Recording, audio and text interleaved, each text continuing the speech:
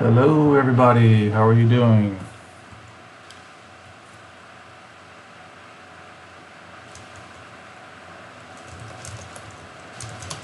I'm still doing a little bit of setup here, so go get your coffee, do what you gotta do.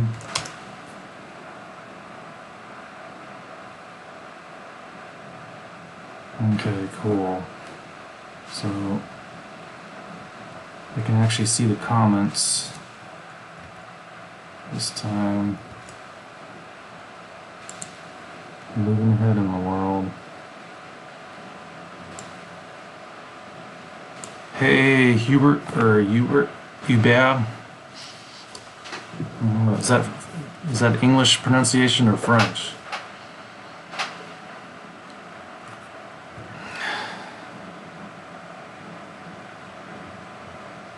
Hey, everybody.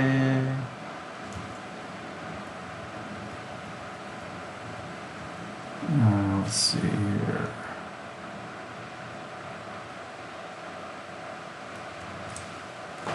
Okay.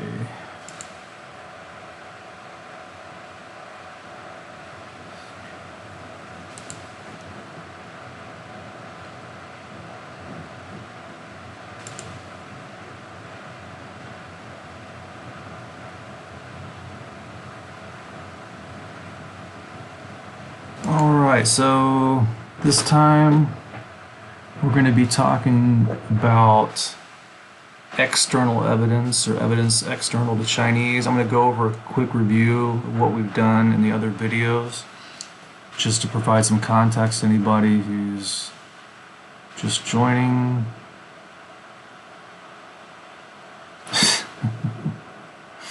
And I'm trying to find, I just had it open, but somehow it's disappeared on me here.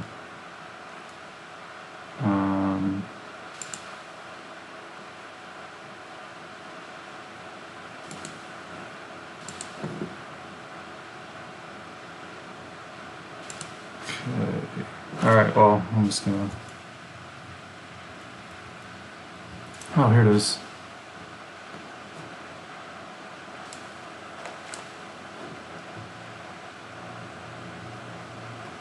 Okay.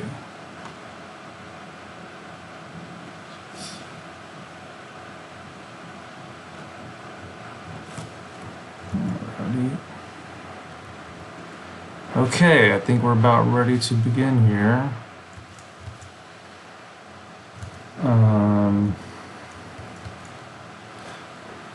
Frenchy. So, Hubert.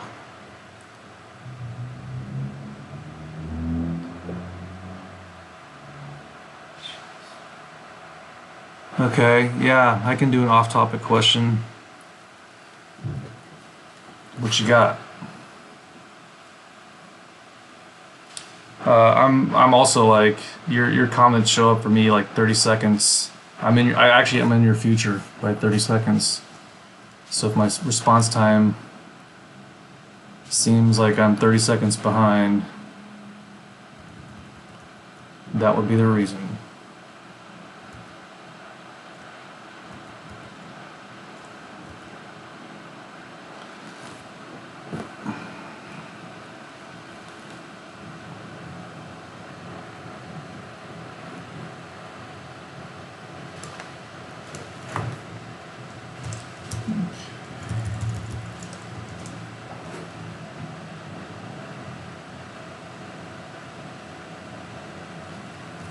Okay, so some asking about the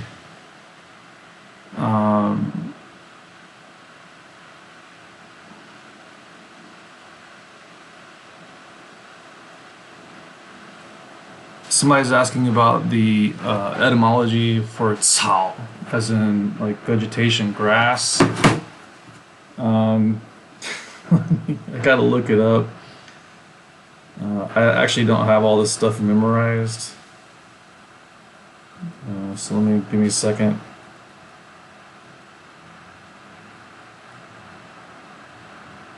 Okay, so you said you looked it up. Where did you look it up? I mean, are you talking about just an hour entry, or did you look it up somewhere else?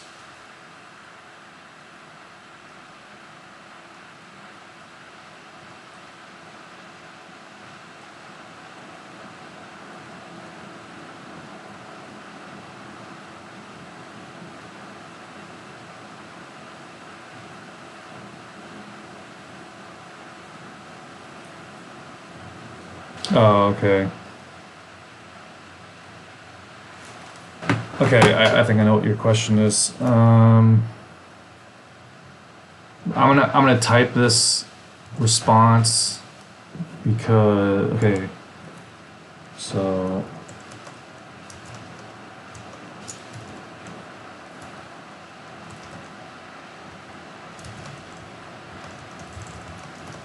because if I just say it, it's not gonna make much sense. I'll type it first and then I'll say it, but I'll try to I guess talk while I'm typing.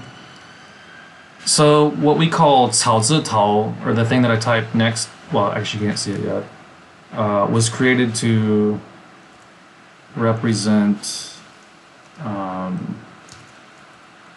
vegetation. And I just found out recently here in England you can say veg as a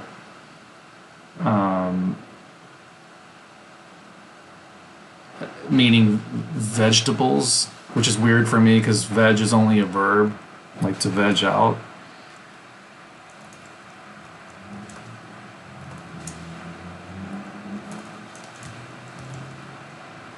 Man, this is so small. I think that's right.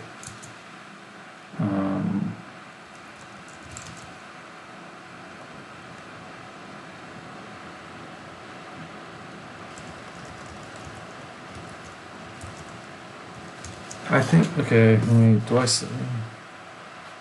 It was created to represent 造豆, also called 象豆, or 历石, which was a type of fruit with a shell that could be boiled to produce black dye. No, it's not.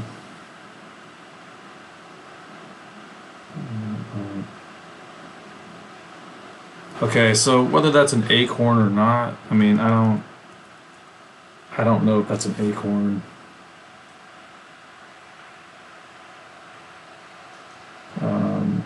Yeah, so if a 造豆 or a 象豆 or a 历石 is an acorn, then I guess that's an acorn.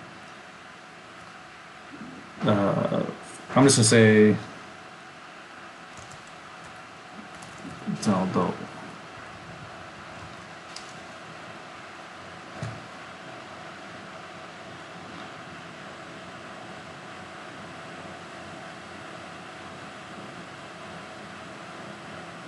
I mean, as far as if that Chinese actually means acorn, I mean, I would just have to research it. I don't know off the top of my head.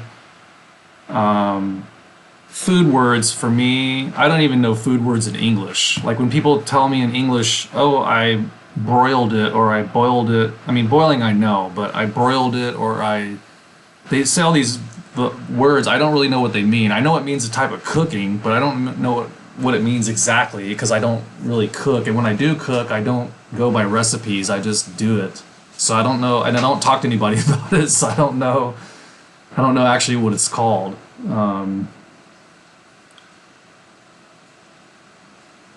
Meat and two veg. Yeah, I would never say meat and two veg. We would say veggies. You could say meat and two veggies. I would say meat and two vegetables. I don't usually say veggie.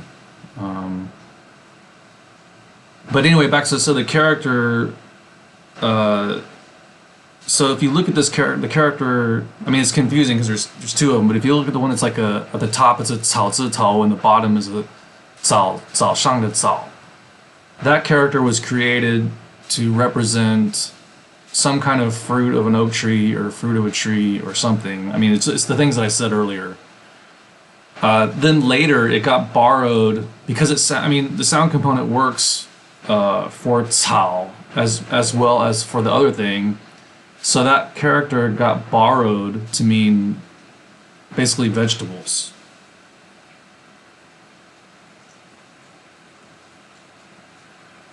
If I didn't say, in fact, I'm not sure. Yeah, because that's why I gave the Chinese. So, I mean, it means what the Chinese means.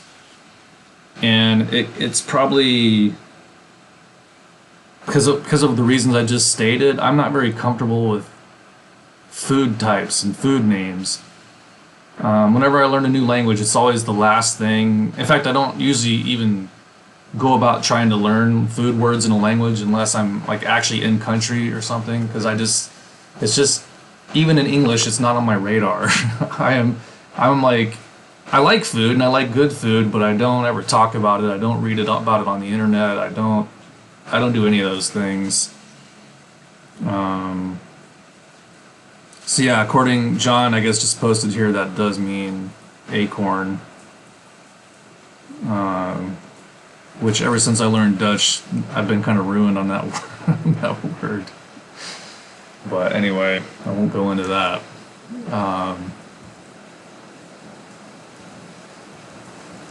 So, let me do the recap of what we talked about in the past. So this is basically, we're gonna go into the third part and maybe even the fourth part, depending on how fast I go.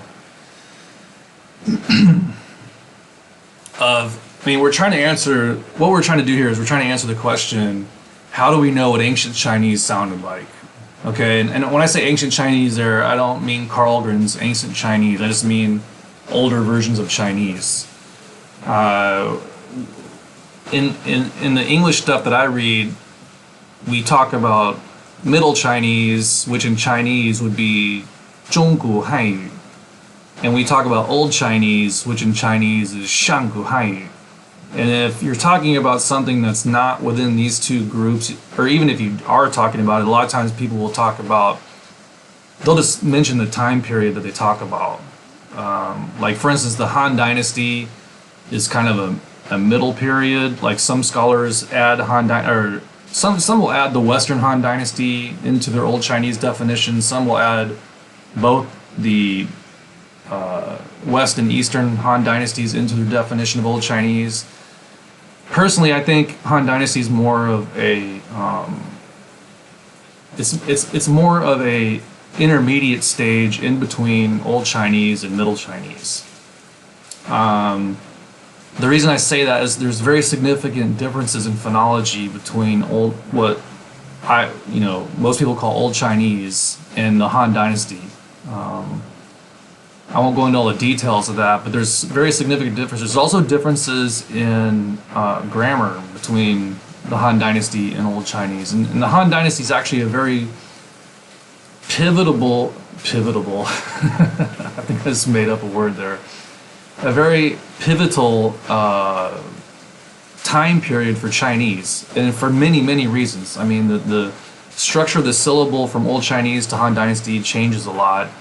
The way words are formed changes a lot. The grammar changes a lot. The politics changes a lot.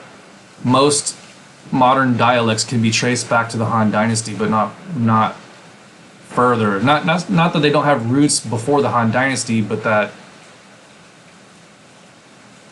you can get back to the Han Dynasty is kind of where it stops, where they stop being different from one another, I guess is what that means. Although I think that's what it means.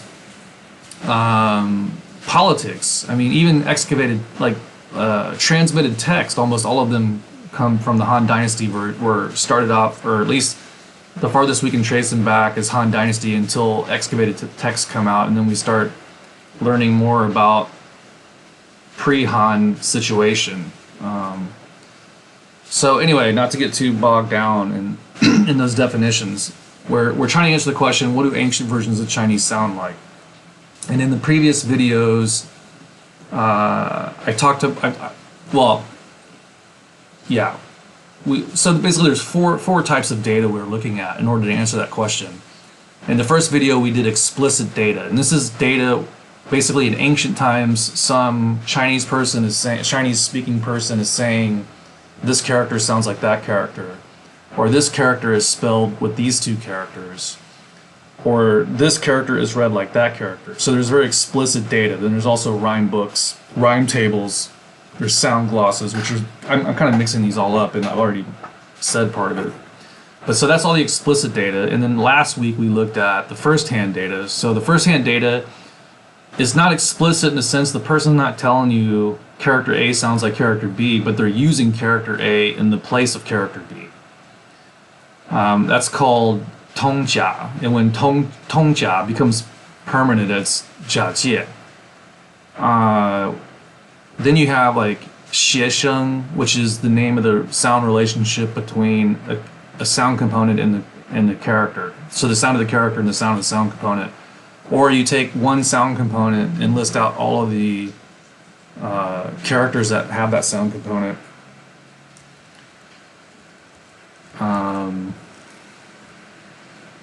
Then we have stuff like variant characters, and last week I went into how that plays a role. We have rhyming texts, like ancient poetry that has a very specified structure that we can tell these characters were meant to rhyme.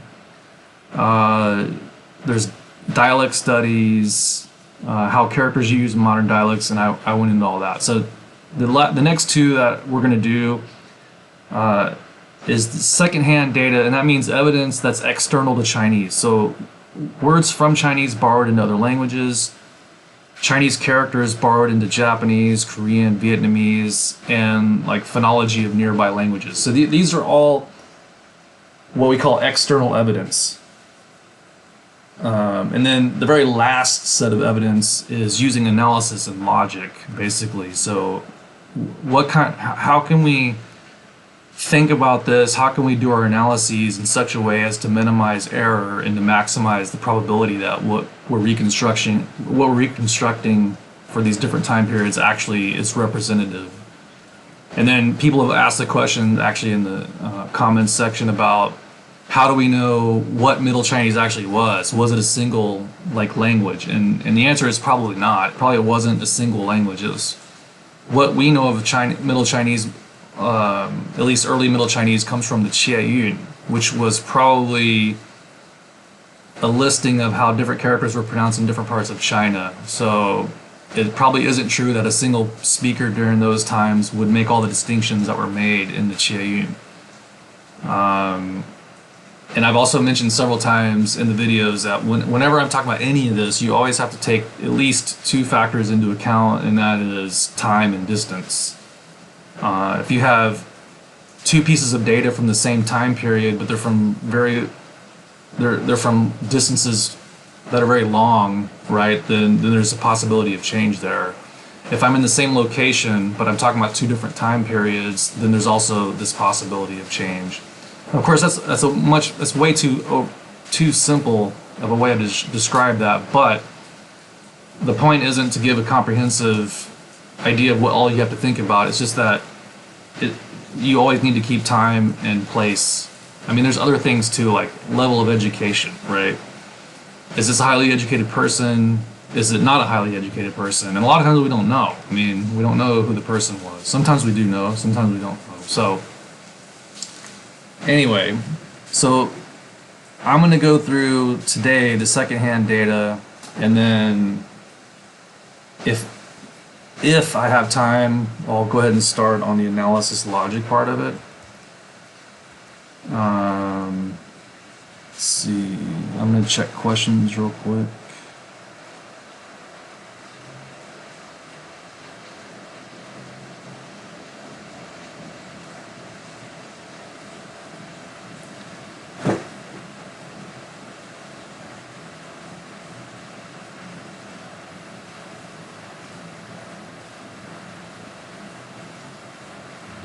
Okay, so I'm going to answer two quick questions. Is there any reason that the way we write grass now, cao, was borrowed to, or that character which represented something like an acorn or something that got borrowed to represent grass and vegetation? Is there any reason for that?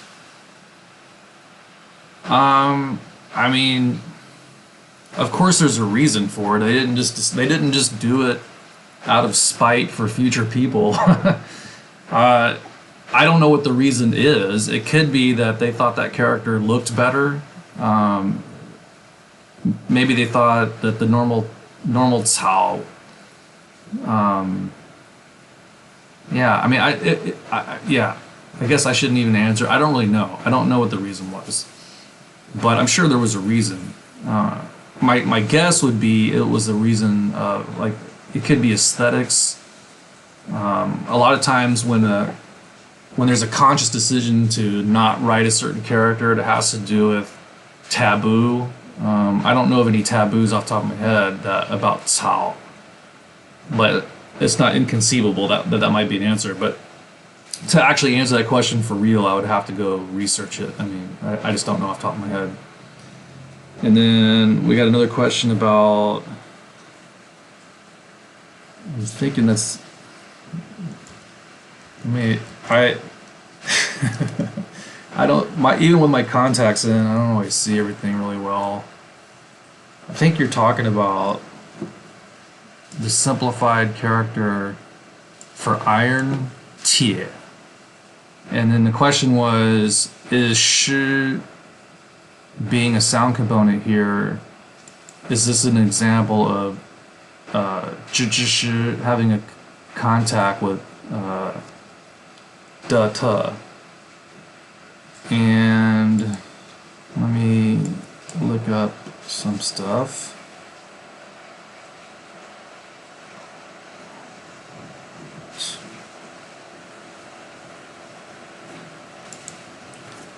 Also, keep in mind that usually when I'm working on my computer, I'm working with a screen that's like 4 times bigger than the one I'm looking at right now.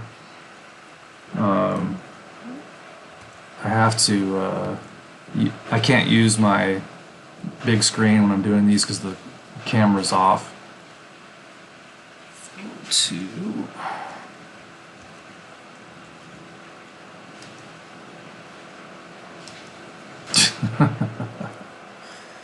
Come on, man.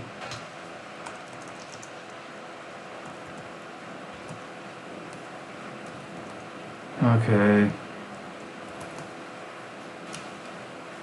What? So somehow my computer is not letting me search. Come on. It's really amazing the stuff that can creep up on you when you're doing one of these videos. Like literally I'm using a document that I search all the time and I don't have a Chinese input method on, and I'm typing just a normal number into the search window and it's just saying nope, there's no results, but I know for sure there are. So I don't know why it's decided. Okay, shi.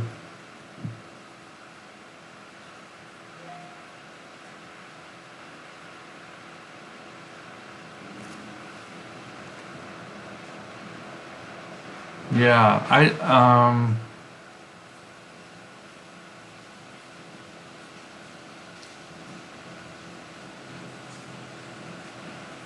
so in Old Chinese, I'm looking up the Old Chinese pronunciation of shi, and it's, I don't know if this is how to say it, but it's something like hlit, hlit.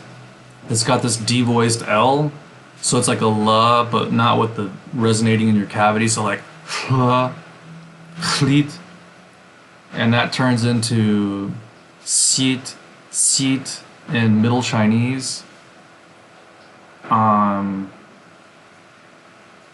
Certain types of L actually turn into D's, so yeah, this is a case actually where you have a Mandarin de contact with jiajie, and the reason is the different types of L's. So shi, the sound component, was a devoiced L initial, hlit, and then like you have these, there's other characters that are pronounced die and die in Mandarin that have shi as a sound component, and they have a pharyngealized L, which is something, I don't know if this is right, but it's something like, I don't even know if I can do it, because like ka is a normal K, and then like call, or something like that. Like they have these sounds in Arabic where they're pronounced really far back in the throat. So an L pronounced like that would, I don't know, call, lol, lit, lol, lit, lit. Yeah, I can't do it, but I'm not a native speaker of Old Chinese. But yeah, so there are several characters that have a D initial and also T initial, and they have a sh as the sound component for that character. Right, so what you're looking at here is basically one of the reasons that in Mandarin de te has contact with jiajie is due to, in Old Chinese you had these sound series which had L as an initial, or some kind of L. A lot of times these same series will have different types of L's, and because they were different types of L's, they evolved differently into Middle Chinese, which made them evolve differently into Mandarin. So, but as to the question is why did they use that particular form, I guess John, you could look that up while I'm talking. We have several of those books that explain the origins of jiantizi. So, okay. So today, a lot of this, so I wrote a paper recently. There's a conference in Taiwan. It's at the end of next month, and it's about Sino-Korean phonology. And my professor, his name is xiesheng. He did his PhD in basically trying to reconstruct Old Japanese. Now, Old Japanese is a much later time period than Old Chinese. But that's what he did his PhD dissertation on. And in the last, I don't know, 5 years-ish, he got into doing basically historical Korean phonology.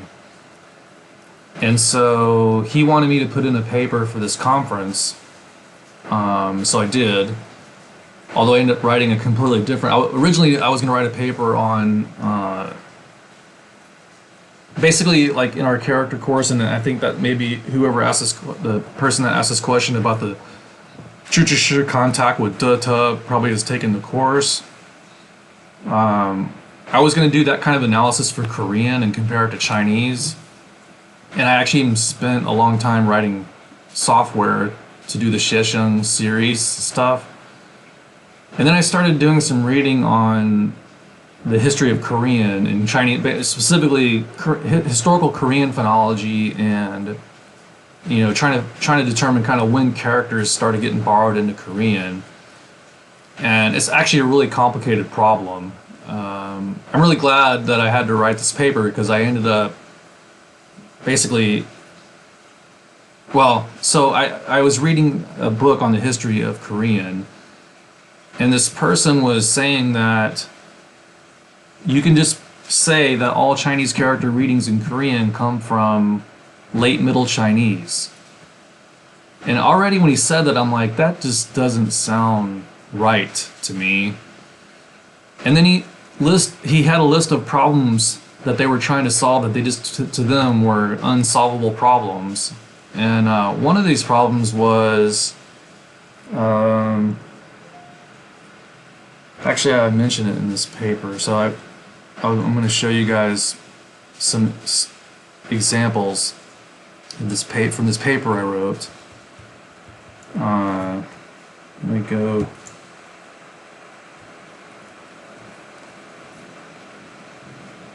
Yeah, come on. I've actually shut down like tons of windows and stuff so that my software would be... Yeah, so there were two problems this guy mentioned as being basically unsolvable. And let me see if I can share this screen. hopefully I can do it without screen capture. Okay, so this is in the conclusion of my paper, but basically there was 2 of the characters, and he mentioned 6 that were basically complete mysteries to them.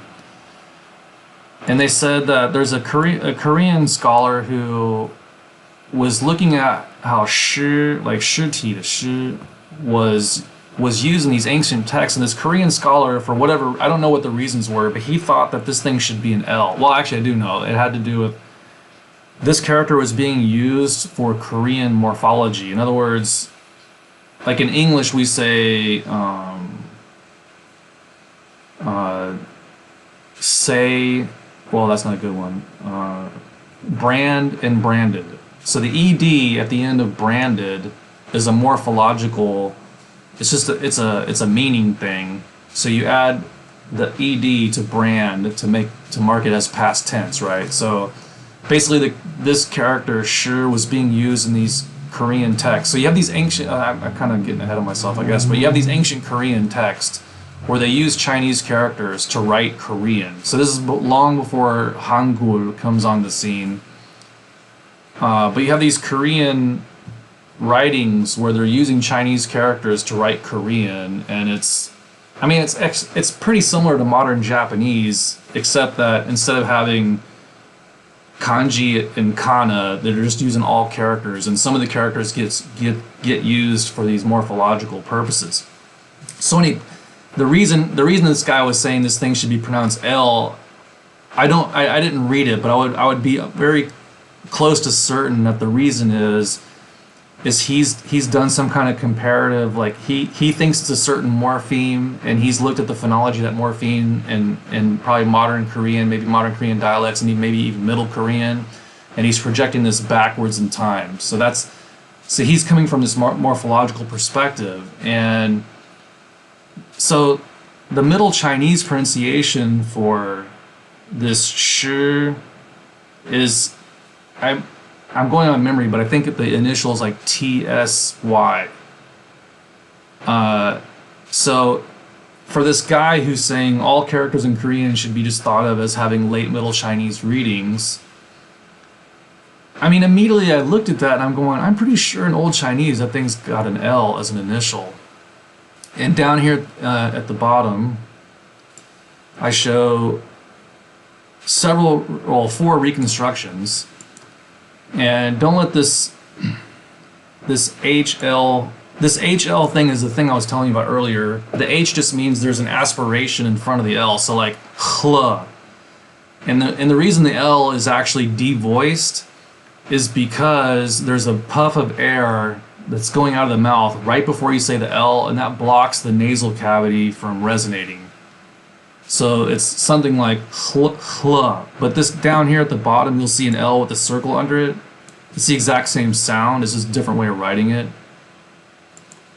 And different scholars use different, ways of writing the same sound for different reasons. Like sometimes it's just convenient. Like writing HL on a typewriter is much easier than this L with a circle. You don't have to go copying and pasting anything or have a special input method. You just, type. And then you look down here and you'll see that Pan Wu Yun, I'm not sure I said that right, but has this PH, but still he has this LJI here. So this PH, I'm assuming he's saying, in fact, this dash would also indicate that he's saying this is some kind of pre-initial. But so this L thing here is the root of the word. So all of these scholars, Baxter, 1992, Zheng Shangfang, this is from 2003, and then Pan, his is probably quite new, although I don't know exactly how new. And then Baxter Cigar from 2014. So all these scholars say that's an L. So I was like, when I read that, I was like, how could he not know that? And then I found out is because they're using Karlgren, which to me is like anybody using Karlgren, it's just bizarre. And in fact, a lot of people do. They use Karlgren because he has a convenient book, it's convenient to look up characters, and he's famous. So obviously he's right about everything. But actually, even though Karlgren, and I mean no disrespect towards him, because he literally completely changed the direction in Old Chinese reconstruction by bringing in the comparative method. But his actual reconstructions, even though they did help push everything forward, but there's a lot of stuff wrong with them. And Baxter points these out in his 1992 book. If you go into the index and look up Karlgren, and then go look at all the pages where he talks about Karlgren, and you'll find out, I don't really want to go into it here, but so then there's this other character that they said was just completely couldn't fathom, which is zhi, as in 只要说 or something, that zhi. And now that I'm saying this, I'm thinking, I think I gave the, let me look up the Middle Chinese.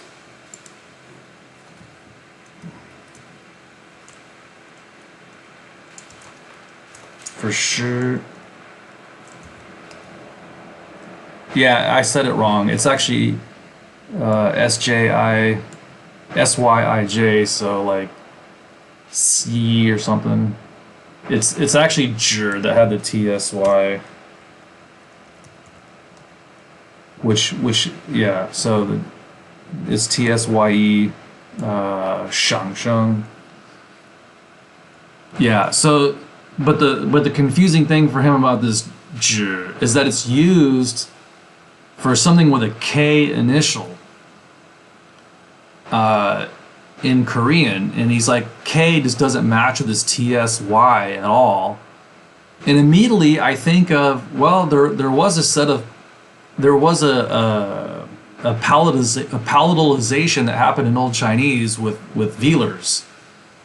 And so here we'll look at these same scholars in their reconstructions of zhi, and you'll notice they all start with a K. Very unsurprisingly, they actually start with a K, which is the exact sound this guy was looking for. And I'm just thinking to myself, how could this guy, who's this big Koreanologist, make these like simple mistakes? And the reason's very obvious, actually, because he's a Koreanologist. He's not a sinologist. So you would think if your focus is on doing historical Korean, that you really don't need to know much about Old Chinese. But as it turns out, at least in situations where you run into problems, you really do need to know about Old Chinese, and you need to know a lot more about it than just looking up Karlgren in a dictionary. Yeah, so once again, this is other evidence, right? So we're talking about evidence. Wait, I need to change the. We're talking about evidence for how do we know? How do I move across the screen? Okay, so we're talking about evidence for old versions of Chinese, and one of the things I mentioned here is other languages and their evolution, and these, especially these languages that exist close to Chinese.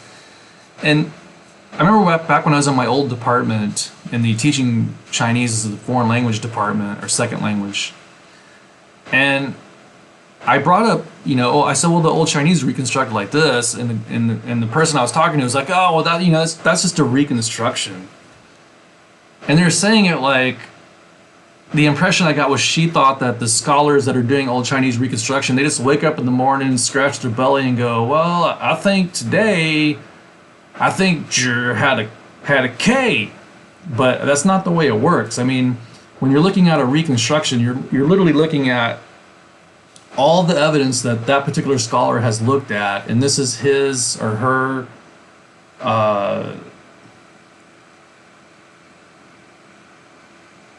it's like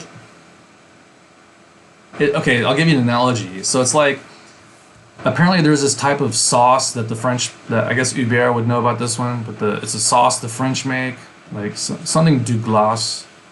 But basically you take 40 cows, you take the meat from 40 cows and you boil this meat down until it can fit in a thimble. So I mean, obviously, that's a slow process. It's not something you can do in 5 minutes. But you take the essence of 40 cows, boil it down into this really tiny amount, and that's the essence, right? That's the essence of these cows. And the reconstruction is what's in that thimble when you boil down all the data they're using. Now, different scholars, they use different data, they make different assumptions about data, they interpret data differently, they have a different range of data. Some are better, some are worse. So that's where you get these differences. That's where you get the differences in these reconstructions. But here, I just want to point out that I was looking at Korean writing that was using Chinese characters, and the Korean scholars or the Koreanologists, they're not all Koreans, which I said that, but the Koreanologists had come up with, hey, this should sound this way, this thing over here should sound that way, and they couldn't solve the problem because they interpreted like all Chinese character readings to be related to late Middle Chinese. Let me make a statement kind of in their defense. It is true that a heck of a lot of character readings can be attributed to late Middle Chinese. I mean, that's not wrong. What's wrong is to say that they all are. So I wrote this paper to basically show that there's basically no way it's the case that all readings in Korean characters come from late Middle Chinese. And what I did was I looked at words borrowed into Korean from Old Chinese. I looked at historical, basically the history, like when the Chinese actually got to, like how late do the contacts go with Korea and China? Like how late were how early were these contacts? And what were the Chinese doing? Like, for instance, they have these things called commanderies, it's kind of like the Chinese military commanderies come from the Qin. It was a political unit that the Qin dynasty came up with, but basically a commandery was a military would have a control over an area. And there were 4 very famous commanderies from the Western Han Dynasty, meaning the earlier one. The Western Han Dynasty, there were 4 Chinese commanderies on the Korean Peninsula. And studies at other commanderies, like there's one that was in Mongolia, that these people just kept an insane amount of records. I mean, they pulled, you get these bamboo slips, these excavated texts that we study, and this particular Han commandery, there was like, I mean, I'm trying to remember the exact number. It's actually in that paper somewhere, but it was a minimum of 30,000 bamboo slips. And they've been studying these things for years. So like there's all kind of very mundane, like accounting records, personally written poems. It's all kind of stuff. And so at these commanderies, it wasn't just all Han Chinese. There were actually locals working there, and there's actually even evidence that locals were taught how to read and write Chinese, right? And if these 4 commanderies were operating in Korea pre, 200 BC or whatever, it's highly likely that they're teaching and interacting with Koreans. But let's go look at some of this evidence. So let me switch back to my paper.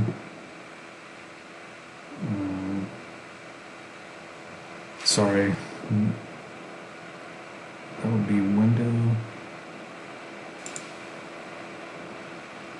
Huh. No display capture. Yeah. So let me go back to my paper. So you got to write an abstract in English, but the paper's actually in Chinese. But let's look at the abstract real quick. I think I'll just read it to you. I know, you know, you can read it on your own, but it would be boring video if I just show this for like 2 minutes.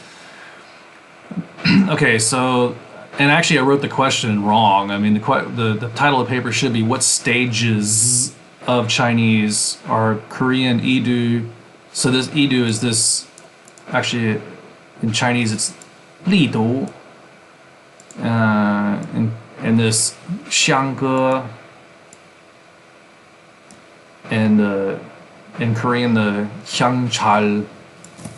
So these are 3 different forms of ancient writing in Korean using Chinese characters to basically write Korean. And so the paper is about what stages of Chinese do these things represent? I mean, the answer is it actually represents a bunch of different ones. So I'll just read the abstract real quick. The question, okay, this question is closely related to another question. That is, when were Chinese characters imported to Korea? As such, this thesis will attempt to answer both questions. As to the former, there are 4 aspects under consideration. Historical considerations, or 1, historical considerations. This section will discuss the 4 commentaries, the 4 Han commentaries that were located on the Korean peninsula. Special attention will be paid to the influence of the Lilang commandery and the effect it had on the importation of characters into Korea. 2, loanwords in Old Korean borrowed from Old Chinese. And once again, Old Korean does not mean the same time period as Old Chinese. Old Korean is much later in time than Old Chinese. This section will talk about how complex initials from Old Chinese entered into Old Korean and their subsequent sound changes. 3, sound changes from various time periods. Several sound changes within historical Chinese will be discussed and compared to Korean readings of Chinese characters. So for instance, for that section, there's a type of initial in Old Chinese that changed to something in Middle Chinese. And the Korean characters readings, even the ones from about the 1500s, because there's actually, I think it's roughly around the 1500s is when Hangul was invented, and they also had these dictionaries that would actually spell out very clearly what they thought characters, what the pronunciation for each character was. So you can look at what they thought it was in the 1500s, right? And if the initials still reflect Old Chinese, they do not reflect Middle Chinese, then we know that these readings come from before the Middle Chinese period. That even though they didn't get recorded until the 1500s, that they were imported earlier than 600 AD, or well, when you're talking about importing and sounds and all that, there's usually a delay period. It's not like sound changes happened in China and then in real time they knew what they were in Korea. But anyway, that's basically what that's talking about. And then 4, you have these steels, which are some kind of you know, a lot of times there's a big stone monument. In fact, like, I don't know, the Washington Monument, like, is it called the Washington Monument in Washington D.C., where you have that big pool and then the big like pyramid-looking thing? That could be considered a stele, although it's a rather large one. Most of them aren't nearly that big, but they'll have these stone inscriptions on them. And there was a guy who did studies on these steles all around Korea and found that he also did studies in Han Dynasty. It's kind of like, so in modern Chinese you have this set of characters that get used often for when you're writing foreign words, like si with the qishi to qi on the left side, and the jin, meaning you know, the unit of weight, on the right side. That character gets used a lot. If there's a sound that's pronounced like si, So he's saying there's like basically, so if you think about the modern Chinese thing, you have this pool of characters, and it's more likely that characters within this pool get chosen to write sounds than characters outside of that pool. So he's saying in the Han Dynasty had the same thing. He's not just saying it; he actually proves it and shows, because you can look at this by like how Chinese text transcribe names, foreign names and stuff, and he shows that the Han had this pool of characters, and then there's a bunch of Buddhist translations of Sanskrit words from Buddhist monks also during the Han Dynasty, and it turns out these Buddhist monks used the same pool of characters that the Han government used, and then these Korean steels show a high degree of correlation with this pool of Han Dynasty, both the Buddhist transcriptions and the government pool of characters. So like in the correlations were like sometimes 70-80%, right? Which seems that it's highly unlikely that that's a coincidence. What's more likely is that there's somebody that knew Chinese taught these Koreans which characters to use for sound and whatnot, and that the guy that did the research on this says that, well, the guy that does the research on this,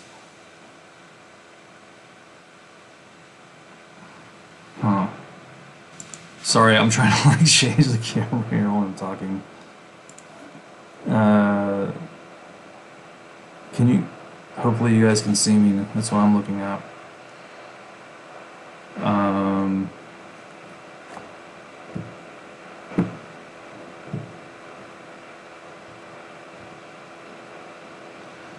So the guy that did this research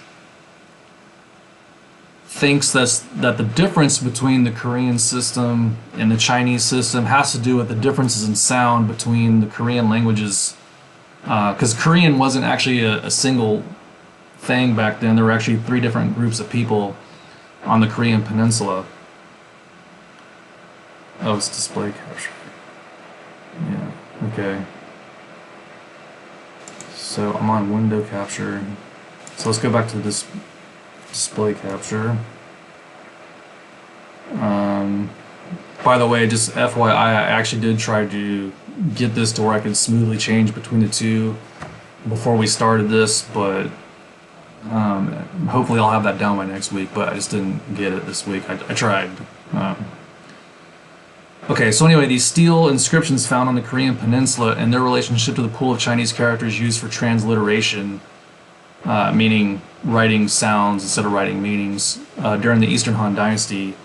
It'll be discovered that 4th century stele inscriptions from Goguryo, I don't know how to say that correctly in Korean, but it's something like that, which is this is actually a state on the Korean peninsula during that time period. They're more closely related to Eastern Han pool of characters than, oh, this is actually really interesting. So this pool of steles, these characters from these steles on the Korean peninsula, they're actually more closely related to Eastern Han Chinese than Eastern Han Chinese is to Northwestern Chinese dialects from the 4th to 9th centuries. I mean, think about that for a second. What that really means is when the Koreans borrowed the characters and the sound and also these sounds, that they were very conservatively kept, like they didn't change very quickly. And in fact, Chinese itself changed much faster than Korean did, because you take Korean from the 4th century and Eastern Han is like 0 to 200 AD roughly. So the sound changes between, or it's not sound, well, it is sound change, but he's talking about the correlation of the pool of characters that get used to write sounds. Because actually, Korean in the 4th century is closer to 0 to the 2nd century Chinese than the 0 to 2nd century Chinese is to 4th to 9th century Chinese. So that's actually extremely interesting. So then the results of the above mentioned discussions show that the journey of Chinese characters being borrowed into the Korean peninsula started during the Old Chinese period. Lastly, This newly acquired knowledge will be used to discuss which stage of the Chinese language, late middle, early middle Chinese, Eastern Han, Old Chinese, which stage of the Chinese language Korean readings should be compared to when engaged in research on native Korean usage of Chinese characters such as the Idu, Hangya, Hyangya, and Hyangchal. And if you're Korean and I'm destroying the pronunciation, sorry. I don't have a whole lot of experience with it, although I did look into it a bit. Okay. So I'm going to skip over that part and go straight to this word borrowing thing, because this is what this is related to the question we're trying to answer here. How do we know what older versions of Chinese sound like? Okay, so let me make that larger. And if you read Korean Hangul, actually I added the Hangul in here because there will definitely be people that read this and people that are at the conference who read Korean, because I mean there'll probably be a lot of Koreans there. I think the conference is actually done in conjunction with some Korean university. Okay, these aren't the feng. Okay, this is the one I want to talk about. Feng. So feng meaning wind. Okay, here it is. Feng in the Shijing, it rhymes with other characters that end in an M. And this reconstruction here is from Pan, and I think the Baxter Cigar reconstructions are maybe with an R. But anyway, let's just go with his story. So he says that the Old Chinese for feng was something like plum. Now, it is most certainly true that feng rhymed with words that ended with an M, not words that ended with an ung. So pretty much everybody that reconstructs this is going to have an M at the end. The P, F in Mandarin comes from an earlier B or P. So having a P here is extremely reasonable. The L, I'll probably say it up here, but I don't remember off the top of my head. I turned this thing in about a month and a half ago, and haven't really looked at it since then. But anyway, he's just saying it's plum. Okay, so here's where it starts to get really interesting. So plum, that M at the end changes to an ung. So at some point during the Han Dynasty, and the interesting thing about it is actually different parts of the Han Dynasty, like the western half of the country, pronounced it with an M, and I might be getting the directions wrong, but one half pronounced it with an M and the other half pronounced it with an ung. So there was a change underway that had made it basically kind of halfway through the country. So the thing is, if this word ends up in Korean with an M, that means it's from an earlier time period, right? So like, by the time we get to the Qieyun in 600 AD, this character is pronounced with an ung only. During the Han Dynasty, it was split between ung and and then in Old Chinese, it was with an M. So if this word ends up in, and when I say I don't mean character, I mean word. If this word ends up in Korean with an M sound, that means it was borrowed before the ung change was completed, right? Because it could have been borrowed during Old Chinese, or it could have been borrowed from a certain part of the Han Dynasty. But if I remember correctly, the geographical locations in China that are closer to Korea pronounce it with an M, or or M. I have to look it up. I can't keep all these details in my head. So in Middle Korean, well, I talk about, I guess, well, of course, my computer is going to...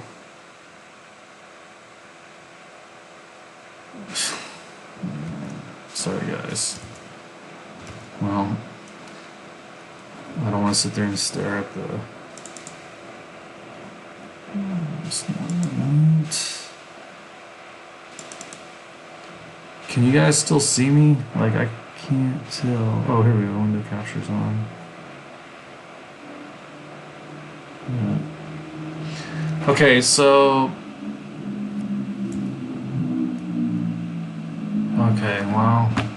Why is it doing that? My Adobe has just completely gone belly up here, and I don't really know why. But okay, anyway, the point the point I was trying to make, the feng, what we call feng now, he says it was pronounced plum, and then before Middle Chinese it became like, I don't know what it is in Middle Chinese, it's something like peng or pyeng, and then the pia later becomes an f, but there's a word in that was actually even in Middle Korean, which was something like param, I think, param. And so he's saying that this plum became param in Korean.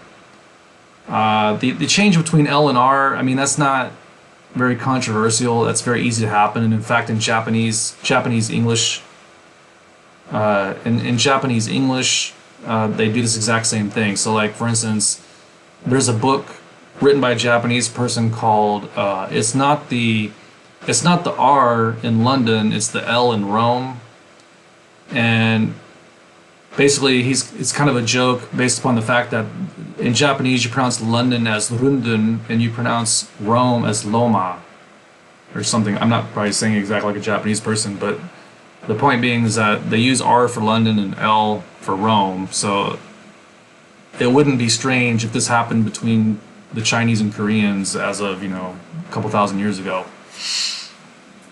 Let me see if... No.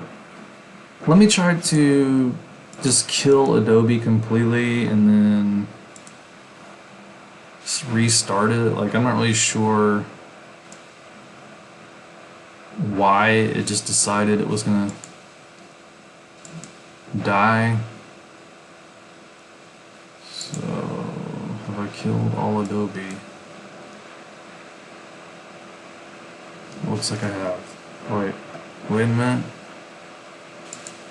I have not. Now I have, I think. Okay, let me try to reopen this. Probably this one. Okay, it's opening. Let me do screen share, window capture. Oh, display capture.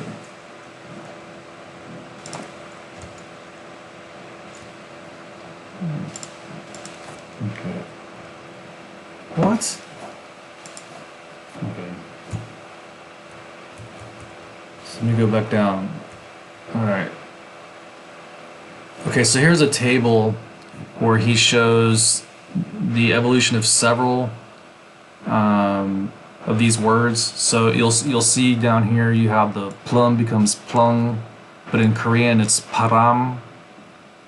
And then here, like for chi, in Old Chinese was krus or something like that, and it becomes kurus in Korean, and you have klong and kurong in Korean, and street was, I guess, kri and becomes kari, and this is in Korean, could be Middle Korean, I don't remember.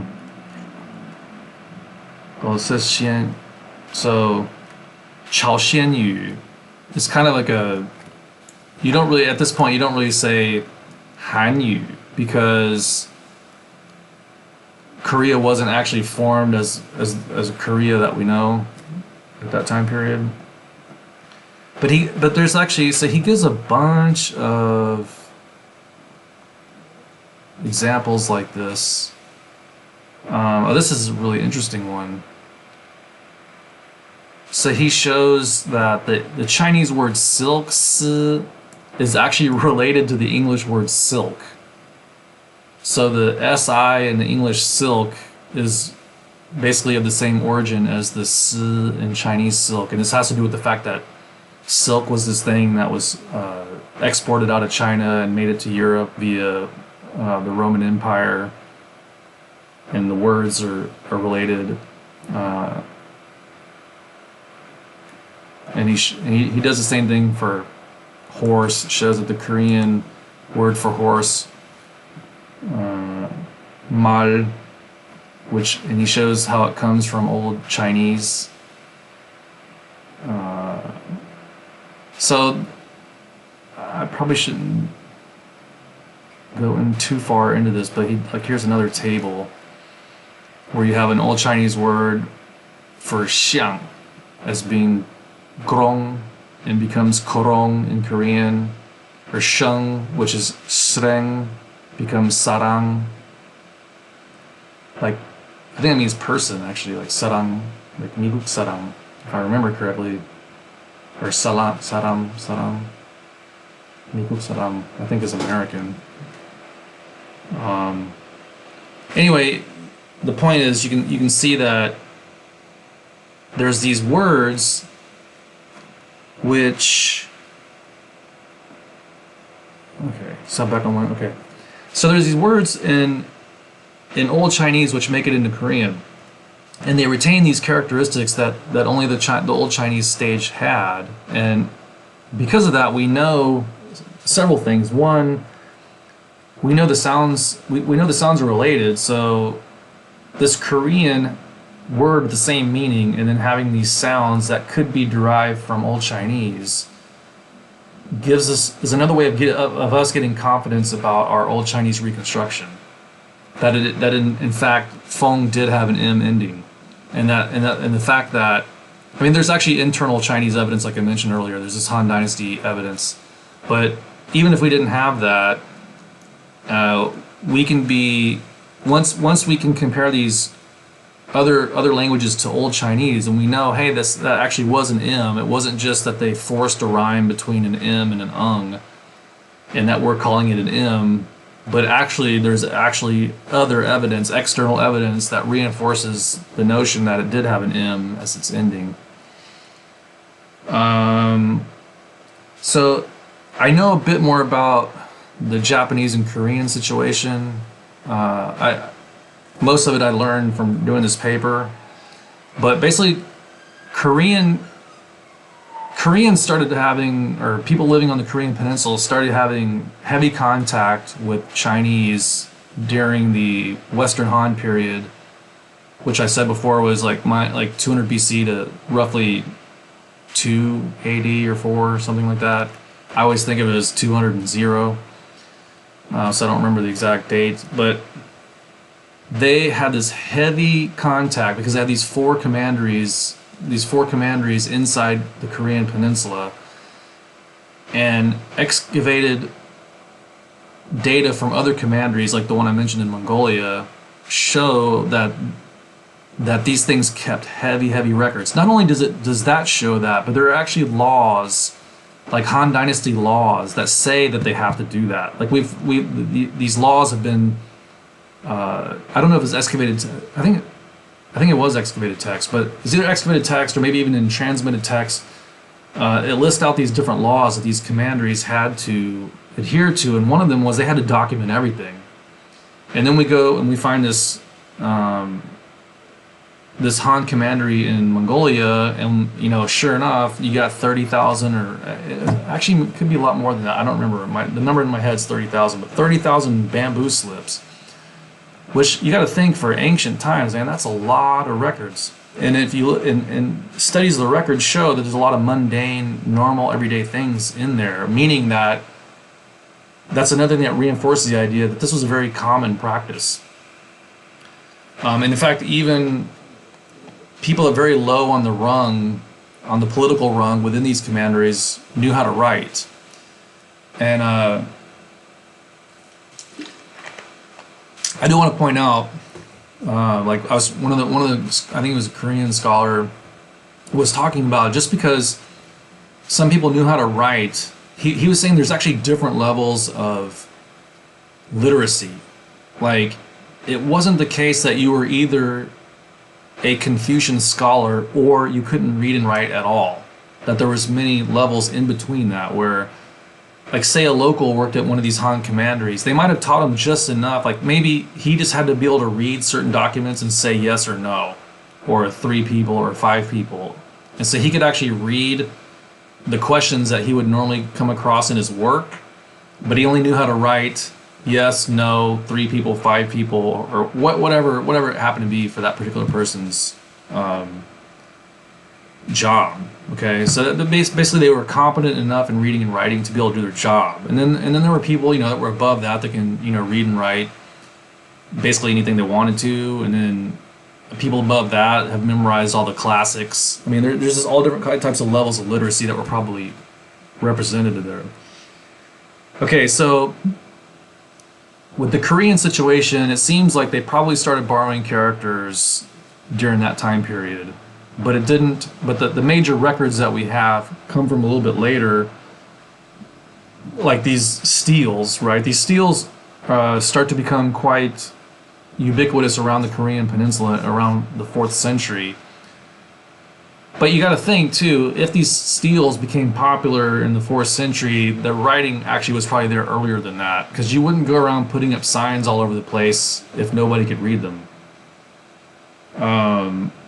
And then you take into account, you have these words from Old Chinese borrowed into Korean. I mean, I didn't say the characters were borrowed then, but it does say that there was contact between the 2 countries. So there was possibility, at the very least, there's possibility of borrowing. Then you have the fact that the language used in these steles is very similar to Eastern Han Dynasty language. So the Korean situation. Okay, let me make some more complete statements here, just because somebody might say that I'm saying something I'm not. The Koreans didn't just borrow a character and then always use that pronunciation.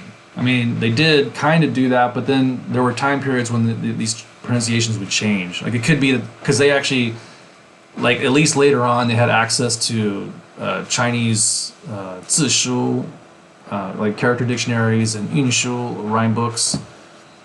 So this would have influenced the Koreans to some degree, although it's probably not true that they just took them all wholesale, due to the fact of, like I mentioned earlier, you have these a significant amount of characters in this like 1500s dictionary that still retain the Old Chinese characteristics of pronunciation. That's not to say all characters did, but there's definitely a set of characters that did. Okay, the Koreans actually took characters to Japan, and when I was living in Tokyo, I don't know, however long ago, a year ago, John and I ordered a bunch of books on like Japanese historical phonology, and I started reading one of these books, and in the book it said that the Koreans had brought characters to Japan. I thought to myself, I wonder if that's really true. I mean, it seems like a kind of a political. Of course, it seems like a Japanologist would want to say that the Koreans didn't do it. The Koreans would want to say that they did. And in fact, that's something I discovered when doing the research for this paper, is that there's some serious political stuff going on between this question of when Chinese characters get into Korea is a very political thing, and people's political persuasions most certainly play a role. I don't want to go into the whole thing, but there are all kind of political stuff. Personally, I'm not saying anything that I'm saying here for any type of political reason. I don't really have a dog in that fight. It doesn't matter to me personally what time period Chinese characters got into Korea. I just myself want to understand it. So I'm trying to be as objective as I can. I mean, I'm not saying I'm completely objective, but I try to be. So anyway. But actually, that's something to understand if you're reading something about, like if you go on Wikipedia and you read about when characters got borrowed into Korea, one thing you need to take into consideration is and I don't even know what this written on Wikipedia, so I'm not making a specific comment about that. I'm just saying, whenever you read any of this stuff, you need to take who is this coming from into mind, right? Like, yeah, you just need to, having bias is normal. You just need to be aware of it and look for it, and try to avoid it yourself if you want to be fair. So anyway, it does seem to be the case that the Koreans took this stuff on earlier, in that they imported it to Japan. But it might actually, I read some other stuff saying that some scholars think that there was either Japanese or a Japanese-like language was actually being spoken on the Korean peninsula, and that the language might have been imported to Japan from Korea, which, man, that'd be a very big political football. But at any rate, it's definitely the case that, well, it's definitely the case that scholars believe that there was a Japanese-like language being spoken on the Korean peninsula. And just a side note, because I find this myself personally really interesting, there's been this thing about, are Japanese and Korean related? And there's been a lot of research into that the last 100 some odd years. And within the last few years, actually, this guy, I can't remember his name, but he's got 2 last names. He actually proved that Japanese and Korean are related. And he came up with 500 core etymologies that are related between the 2 languages, and he reconstructed Proto-Korean, Proto-Japanese, and then Proto-Japanese-Korean or Korean-Japanese. I don't remember what he called it. And he did his PhD in the northern United States. I don't remember, maybe Chicago. But if you're interested, I can put his name and name of his dissertations. I downloaded it off the internet and read good portions of it when I was doing that paper.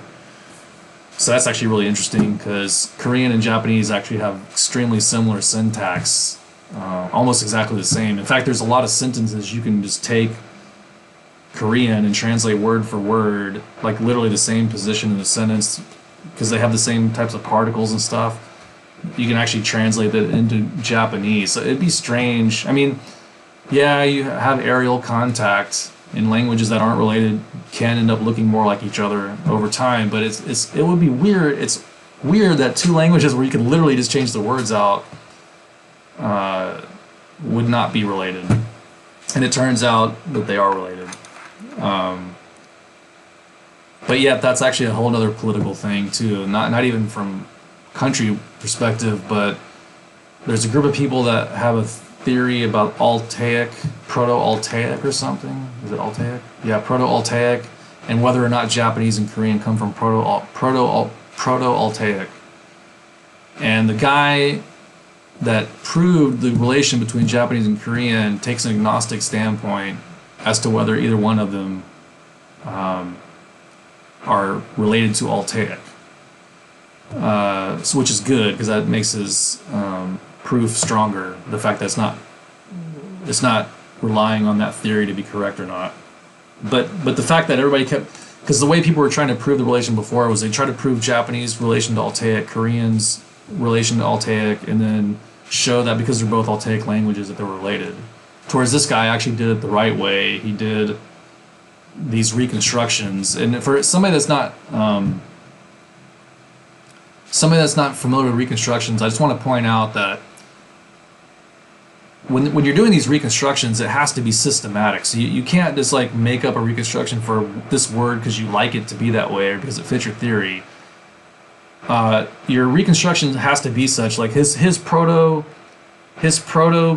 Japanese or Japanese Korean has to be able to by either one or a series of sound changes and reasonable meaning changes, be able to derive Proto-Korean and Proto-Japanese. And then Proto-Korean and Proto-Japanese, you have to be able to derive older versions of Korean and Japanese from these in a systematic way. So you can't, it's not just that you're like tweaking words here and there to make it fit what you want it to fit. It has to be a systematic thing. Because if it's not systematic, nobody's going to believe you.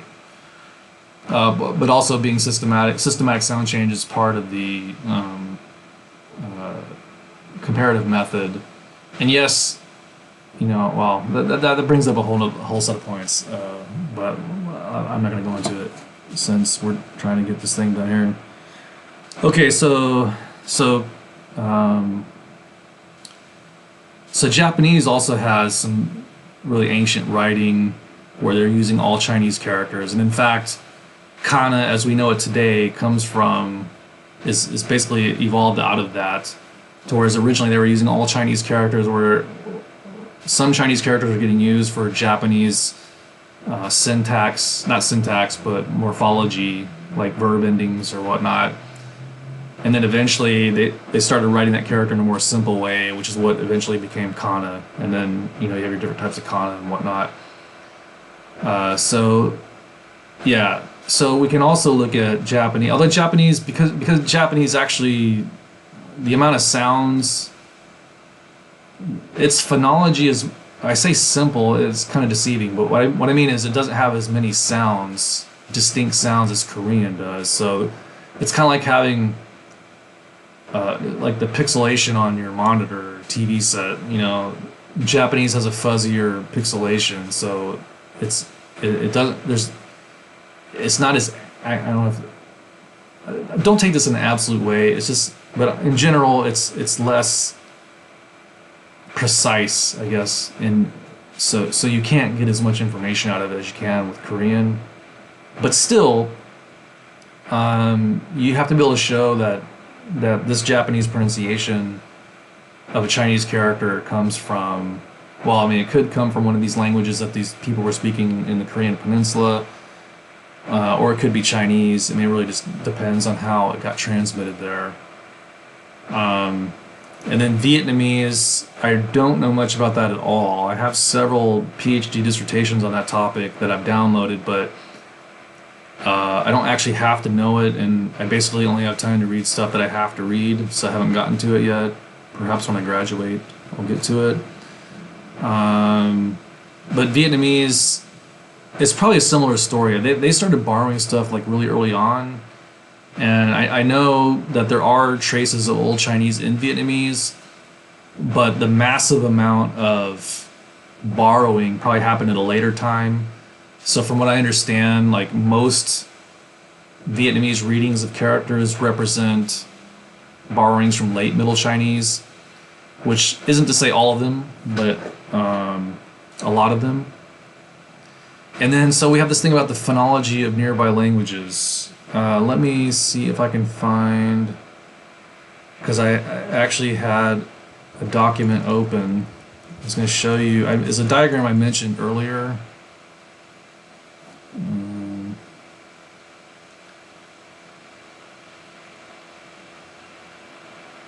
Although I was in a frenzy of closing down documents before I started this live stream so that I wouldn't run into problems like I did already. But I know roughly where I can find it, so let me just find it real quick.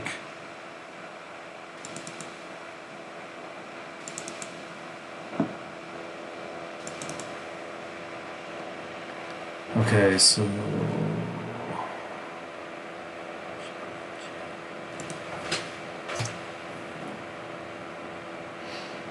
give me a second to open this document and so I can find this. Wait a minute.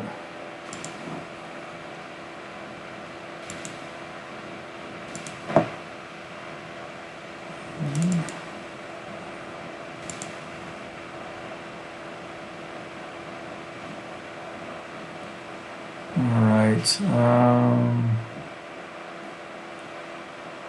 let's see.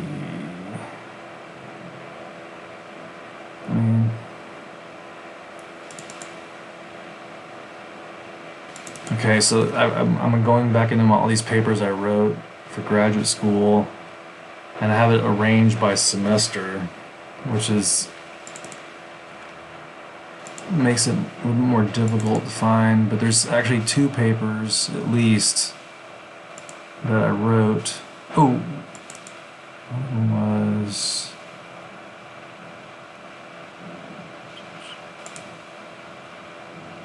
I took this for a while. Oh, this is it. Yeah, I think it's in here. There's a guy named Henning Klerte. He's a German linguist who's done stuff with Taiyu. And he was teaching at the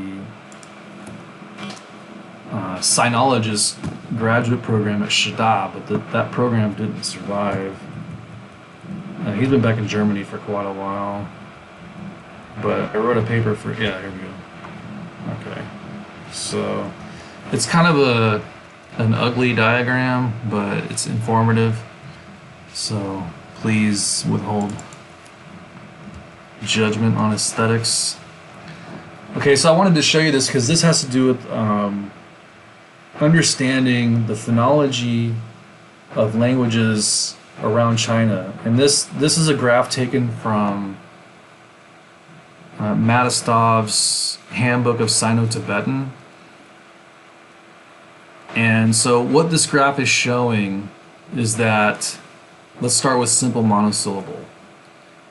So over here we have simple monosyllable. And a language based on simple monosyllables can easily turn into a language that's disyllabic. In other words, has two syllables. A language that's disyllabic can turn into one that's sesquisyllabic. So sesquisyllabic means having 1.5. I explained this actually either last week or the week before, but it basically means you have a full main vowel in one of these quote-unquote syllables, and in the half syllable you can only have schwa or so you could have a thing like karam, but not karam, because that's two main so one of the vowels has to be so you say karam. And the way this happens is you'd probably have when it's a disyllabic language, you would have, very likely it would be that the emphasis is on the second syllable. So you'd have karam, karam. And when you're constantly emphasizing that second syllable and you're speaking quickly, it's very easy for the vowel in the first syllable to become schwa, because you're not emphasizing it, right? And if you think of even in English, so in English we love schwa. In fact, all vowels can become schwa in English. But the vowels that don't become schwa in English are the ones that are emphasized in a word. So like, let me think of like carpet. The emphasis is on the first syllable, carpet. And then we say the second part very soft, pet, and that's like carpet. It's not really carpet. Like if you just take PET by itself, we pronounce that as pet, right? That's not to say every time it's spelled PET, because English spelling's messed up, but in general, like PET, pet. But we don't really say carpet, right? Carpet. I mean, maybe some people do, but most people say carpet. In the it's schwa, carpet. This sesquisyllabic thing here is the other way around, because it's actually the second syllable that's emphasized. But when you're, well, okay, going back to the carpet thing, maybe originally it was carpet. But then because car was emphasized and the pet wasn't, the pet becomes pet, carpet. Not really making a vowel sound. Schwa is basically the easiest vowel to say because your mouth is completely neutral when you like to say schwa. Schwa's so if you just say you don't have to do anything with your mouth, so it's easy, which is why things become schwa, is because you relax your mouth when you're saying it, and you're not making like an articulated sound. Basically, you're making the default sound of your mouth. So it can go from sesquisyllabic to being simple simple monosyllables. So, and it can also go from sesquisyllabic, not an easy word to say, to being going back to disyllabic, or it can go to being complex monosyllables. And complex monosyllable means, well, I guess I should have said what simple means, but complex monosyllable means you can have complex initials like like the English word start, for instance, that's a complex monosyllable because you have start. And like that word right there, you can't say that in Chinese. There is no Chinese syllable. When I say Chinese, I mean Mandarin. There is no Mandarin syllable that's like start because there's a complex and there's a st. Whereas in Mandarin, everything's just ma, meh. There's or ta, but there is no. You don't put consonants together. And then complex monosyllable can become simple monosyllable, and simple monosyllables like Mandarin, where it doesn't have. Well, I'm not saying all Mandarin words are monosyllabic. I'm just talking about syllables. Sorry, I can hear people complain in my head when I say stuff. So anyway, you can see there. Yeah, you can see how. So that was what I just showed you was a study of Sino-Tibetan languages. In other words, languages around China that are probably related to Chinese. So if those languages go through this kind of cycle where my diagram wasn't showing up. Huh. Well, let me try it again.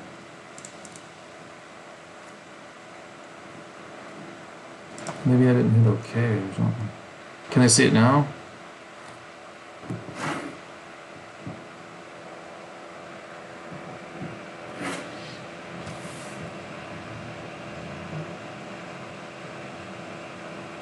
So, another technical issue. Apparently my diagram didn't show up. I'm waiting for confirmation.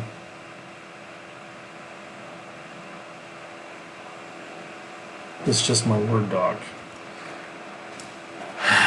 Man. Okay, let me see if I can select the Word doc. Oh, yeah. That's the directory.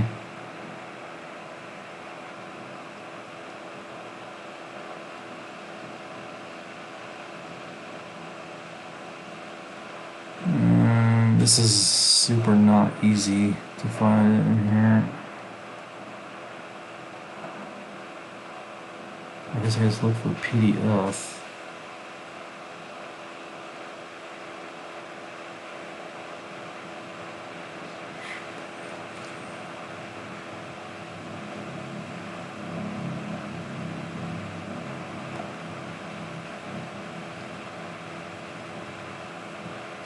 Yeah. Come on, man. 新题学. That's not it. That's not it. Oh, this is it. There we go. Okay.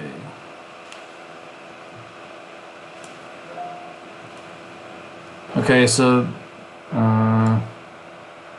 I'll just cover my face. It'll probably be more pleasant that way anyhow. Okay, so at the top here, so I'm going to quickly go back over because you've already heard the words, but so you have languages with a simple they're talking about the syllable structure, not necessarily all words are monosyllabic, but simple monosyllable means no complex initials, no complex finals. Basically, Mandarin is like this. And then that kind of language can become a disyllabic language, meaning a language based upon pairs of syllables. And a disyllabic language can become a monosyllabic language, or simple monosyllable language. It can also become a complex monosyllable language or a sesquisyllabic. And in Old Chinese, basically the like reconstructions like Baxter and Cigar and like Zheng Zhang Shangfang, basically they have both complex monosyllables, which is basically a monosyllable that has complex consonants. Like actually I'll just tell you Old Chinese, like kram, for instance, you have a kr, that's two consonants, ergo complex. Sesquisyllabic would be like karam. And it's even thought that some words had both, so you could have one word that had the same meaning, that's kram here and karam there. And in fact, there's an ancient text that talks about how the word bi, meaning pen or writing utensil. So bi was pronounced something like brit, I think. I'm going by memory here. Brit. It's actually in Cantonese today, it's beat. But in Old Chinese it would have been like brit or brit. That would be a complex monosyllable, brit. But if I say barit, where I add this to the first half syllable, barit. And in fact, there are ancient texts. I think it's Fangyan.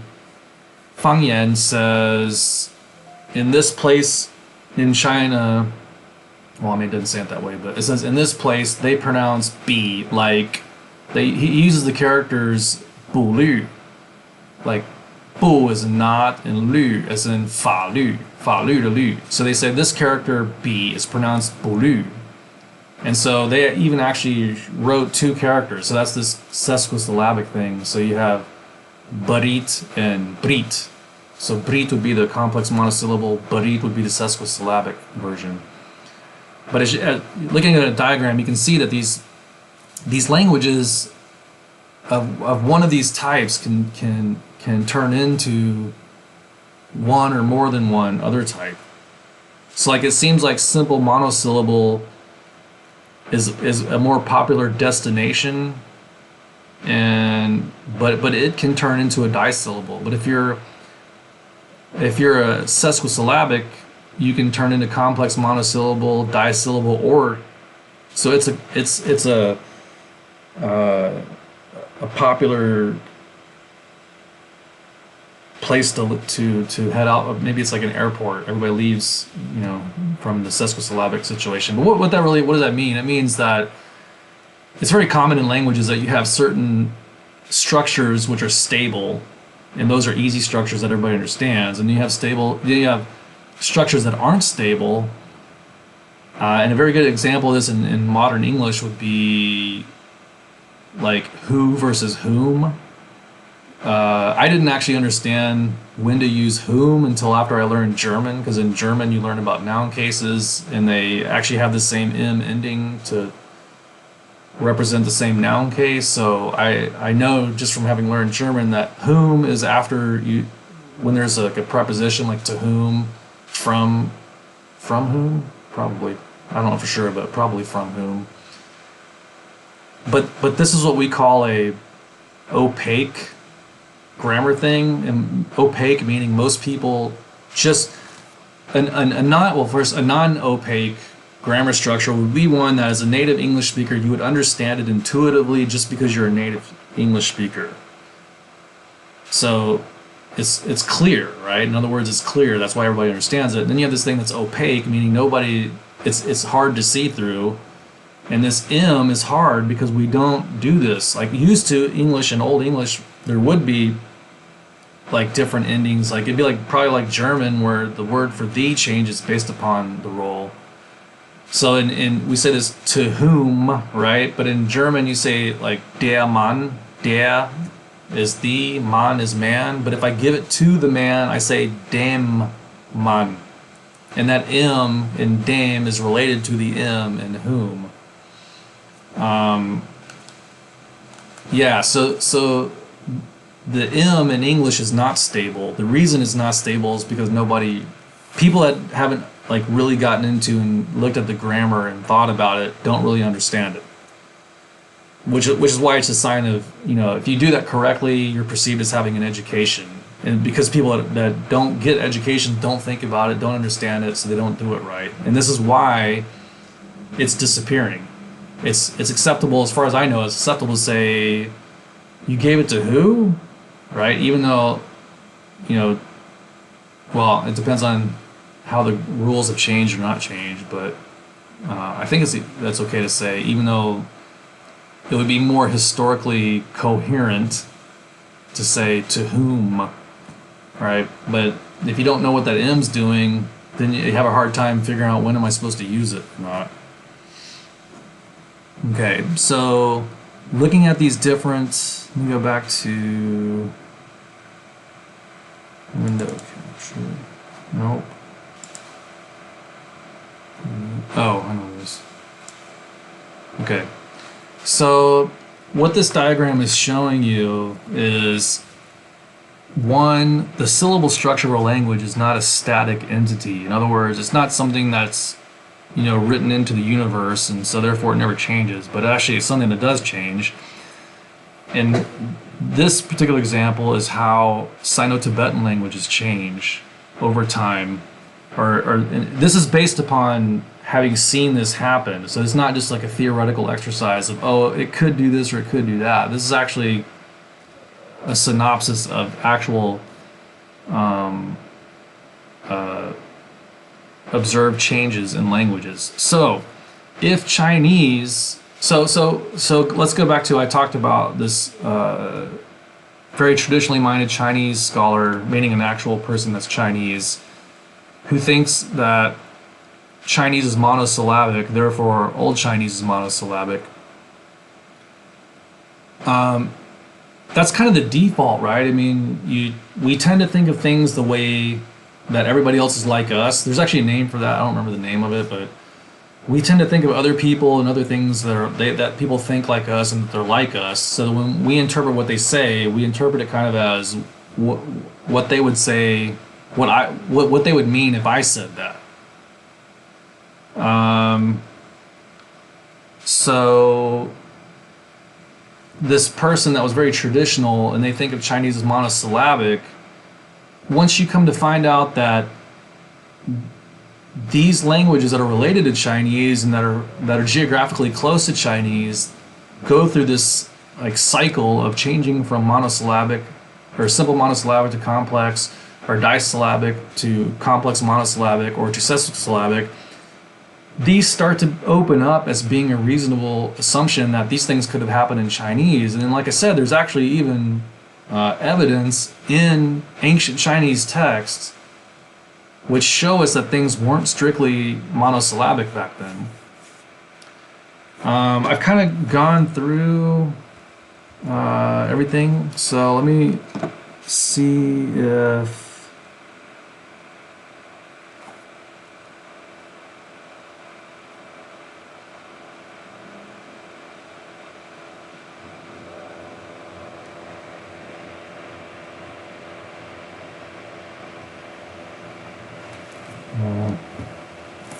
maybe I can get John to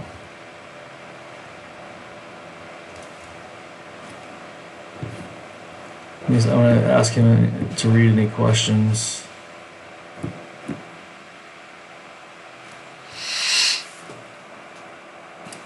But yeah, I'll go back to my outline.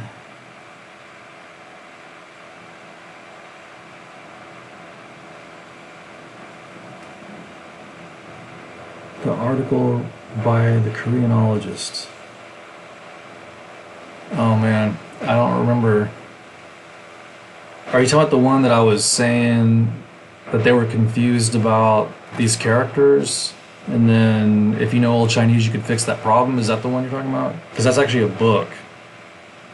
We could post the name later. I don't know it off the top of my head, but I remember it was written in 2011. But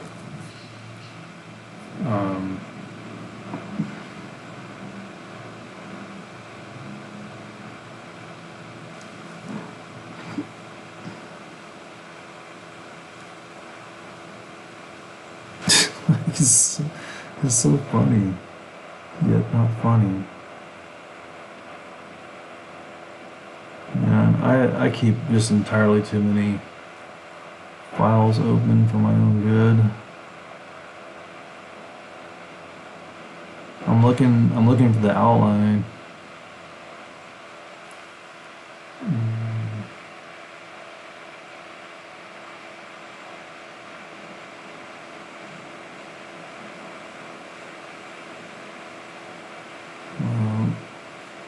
Maybe I'll just live stream. There we go. Okay, so just kind of. So this time we went over the secondhand data. So basically we went over data that's external to Chinese but still related. And like I said, in the hierarchy of things, we always want to use internal data takes precedence over external data, but external data is still also good to let us know. It can, like I've given several examples of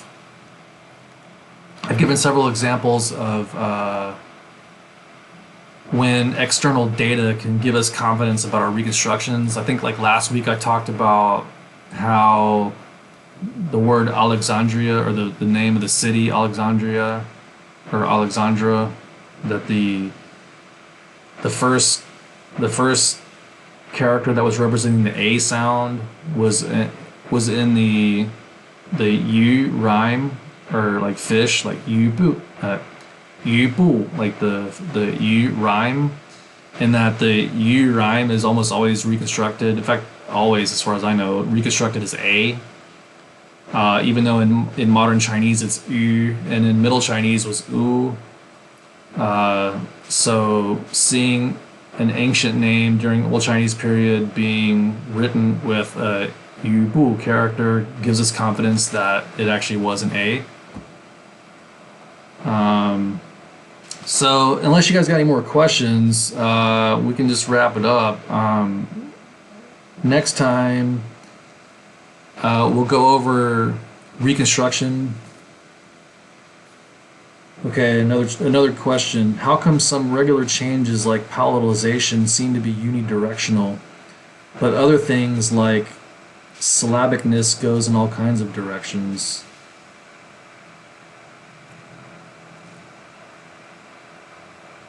Well, so I don't know if you've ever seen this diagram. There's a thing, you have these sound change laws that come from European comparative method studies, is where it initially comes from, but you have like Grimm's law. And basically these guys that have been looking at all these different languages and changes between languages notice certain changes happen a lot. So like a p can become a f and then become a f.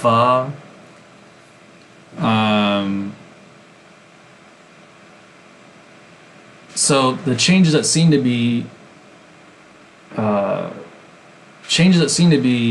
omnidirectional, although I don't know if I would say they are. Like, I can't off the top of my head think of a situation where a palatalized sound becomes unpalatalized, but I don't know for sure that that's omnidirectional. If it is, what that has to do with is relaxing the mouth, right? So why does a G plus an I or an E? So, well, I mean, you just think of palatalization, right? So what is that? So it's when a front high vowel is after, like, say G, and a front high vowel like an I or an E usually, or a Y. The fact that you say J, and then you're saying this high vowel, it causes, like, if this is your tongue, it causes, if you relax your tongue when you're doing that, then the sound kind of, the place of articulation slides down. Of course, the place of articulation is not a real thing, so it can't really slide. I'm just saying that as a metaphor. But so, like, I always use like Beastie Boys song "What You Want" kind of as an example, because it's like, why do we say "what you want"? You say, it's short for "what you want," which is also short for what do you want? But what you, so the T combines with the Y from ya. What ya, what ya. So the more, if you're going from a sound that's more, requires more effort to make, to a sound that requires less effort to make, I mean, that's a pretty natural direction to go in, right? The more difficult direction to go in is to start from a sound and then move to a sound that takes more effort to make. Most of the time, most people are going to want to relax their mouth more than, hey, I want it to take more effort to speak when I speak. So that's a kind of a directionality, going from a sound that takes more effort to a sound that takes less effort to make. And now going back to the syllable thing, that's not, I mean, it could be related to effort, but it's just that I guess it's on a horizontal plane when it comes to effort. Like, in other words, if I can change from like monosyllable, simple monosyllable to disyllabic, and I can change in both directions, that would mean that at sometimes disyllabic going to simple monosyllable makes it easier. And then there's other times where going from simple monosyllable to disyllabic makes it easier. So that there's not what seems to be a directionality in there, to whereas the palatalization goes from it pretty much always goes from harder to make sounds to easier to make sounds, and you'll find that hard to make sounds are unstable. And what that means is they're easy to change. And the reason they're easy to change is because they're high up on the difficult to make lists. And the harder they are, the more effort you have to put forth to make them. Like for instance, American English, like if you hear Europeans make fun of Americans talking, they're gonna go, R, R, R, R, R, R, R. Well, why do they do that? Because that sound is particularly different from their languages, right? You don't have that sound in French. You don't have it in standard German, although there are dialects of German that have it. You don't have it in Dutch. So for them, that's the sound that sticks out the most. But it's not an easy sound to make. And how do we know that? Because American children, it takes them years to learn how to say it correctly. If you listen to a child that's 3 years old speak, they probably aren't going to be saying R correctly. And they're not going to be saying finger. They're going to be saying fingo. Mommy, my finger hurts instead of hurts. Because the control of the tongue required to make that rhotic R sound is more difficult. And as far as the palatalization, that's also, like, it's ongoing, right? I mean, I'm here in England right now, and when I listen to English people talk, they palatalize stuff that I don't palatalize. And in fact, like, so my mother was in southern Mississippi one time, and this lady said to her, "It's on the furniture." And whenever my mom mimicked this person, I knew immediately what she was talking about, because these are things I think about anyway. But my mom couldn't understand her. She's like, "What do you mean the furniture? What is furniture?" Which is kind of funny, because that's how we write furniture, right? But we don't say it that way. Or at least I don't say it that way. Some people say it furniture. And it was probably originally pronounced furniture, which is why it's spelled that way, and that the sound changed later. So like I say tube, and somebody here would say tube. Like, let's take the tube. And I would say tube. But even in my English, which doesn't palatalize T there, the T it's not just a T sound. There's like a hissing to it. It's like t, t. There's like a s, tube, right? And say the German word, there's a lot of situations where English will say a T or a D, and German will say a ts or a z. So like time in English is Zeit. And I know the endings are different, but the words are related. But you like 10, right? 10 in German is 10. And so even though they're saying 10 and we say 10, our t actually has a s built into it, like 10. Well, 10, that doesn't really have it. Time.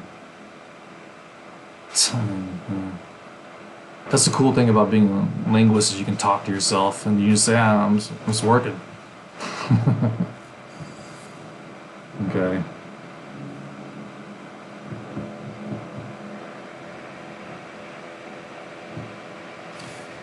Alrighty then. So I guess next week we'll continue and we'll go over the analysis and logic aspect of it, which I've kind of touched upon a little bit. Okay, we do have another. You'd think after 100,000 years of speaking, we'd all speak languages without hard consonants. It's enough time to reduce everything, but we don't. Well, I mean, there are other constraints besides ease of speaking. Although sometimes you hear people talk, it doesn't seem like that's true.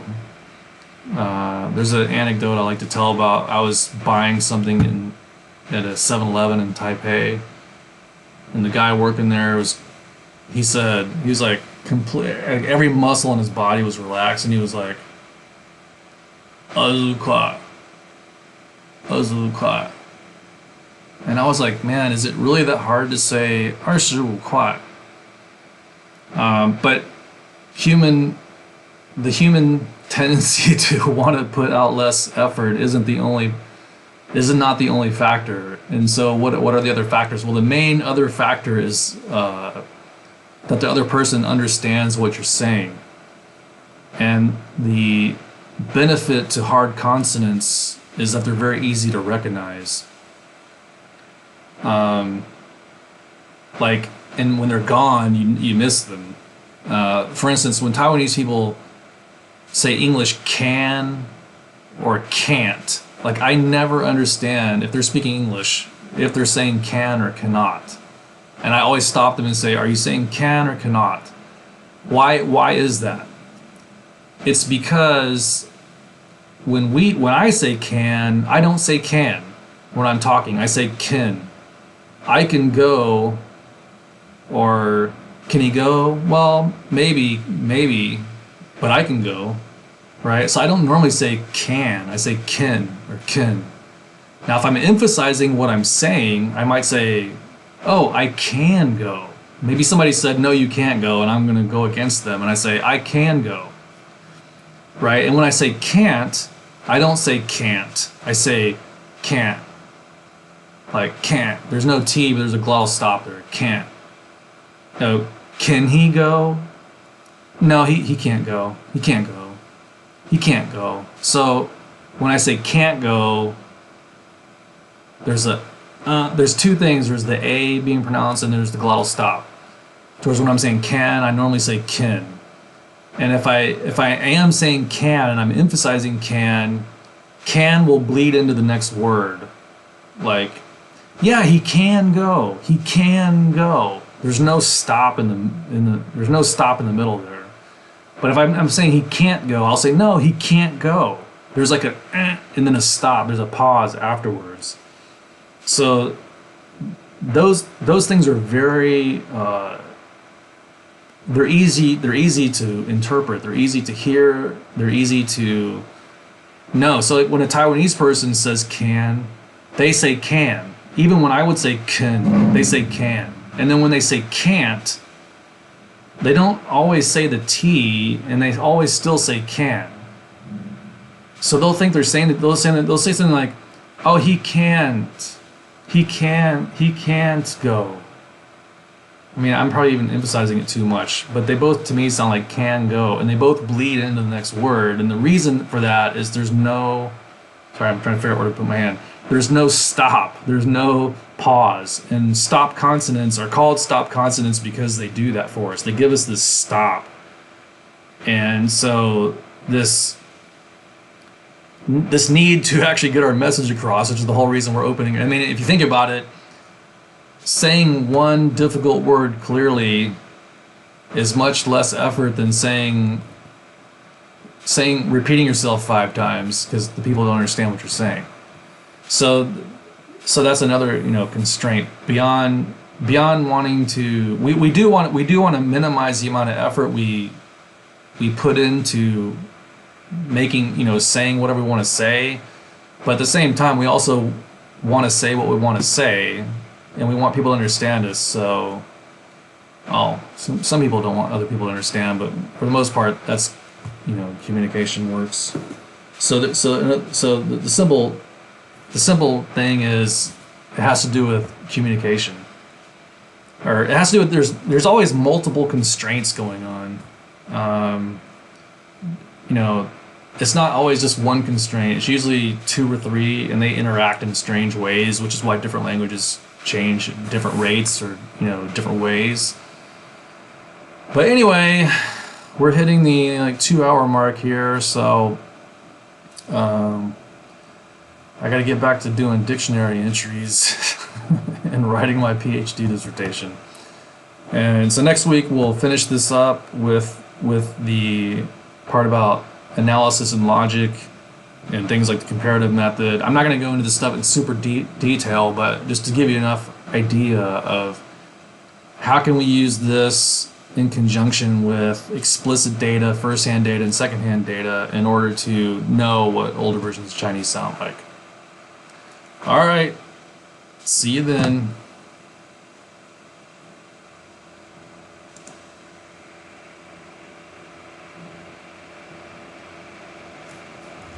Let's stop. Into this stuff in super detail, but just to give you enough idea of how can we use this in conjunction with explicit data, first-hand data, and second-hand data in order to know what older versions of Chinese sound like. All right, see you then.